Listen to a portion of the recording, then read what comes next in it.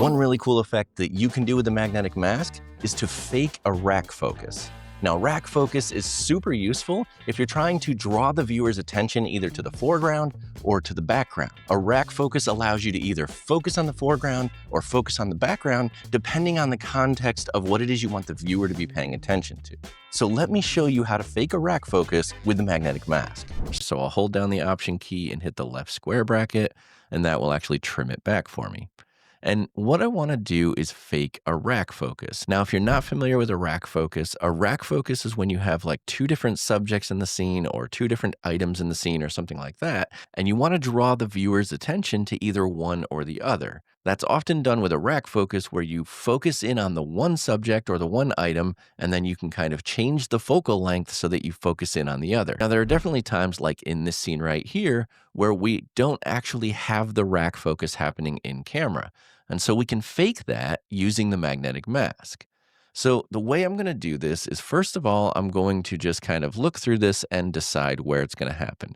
From this point in the beginning all the way until maybe about right here, I think she's going to be in focus and he's going to be out of focus a little bit, okay? Now, to achieve that with the magnetic mask, it's actually going to be really easy to do.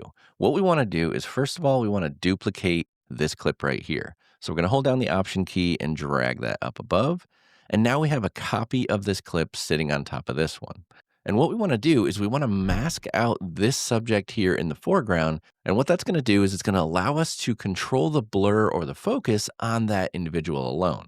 So here on this clip right here, we're going to add a magnetic mask. So we'll do Control Command M, and that will add the magnetic mask for us. And then we're going to use the dropper tool here and we will select our subject. Now, that's okay, because now we have control over which is going to be more in focus. The first thing I want to do is on her clip down here, I want to drop the focus out completely because she's going to be the first one in focus in the scene. Now, of course, you can see that this Gaussian blur that we have on this clip here is way too much, right? Because right now it just looks completely fake. But if we just take that amount and we drop it down, maybe a little bit lower down here, and I actually kind of figured out that the magic number in this case for this clip was 8. So if we drop that down to 8, now he is just out of focus enough that it looks kind of believable that she's rack focused in and he is kind of a little bit out of the depth of field.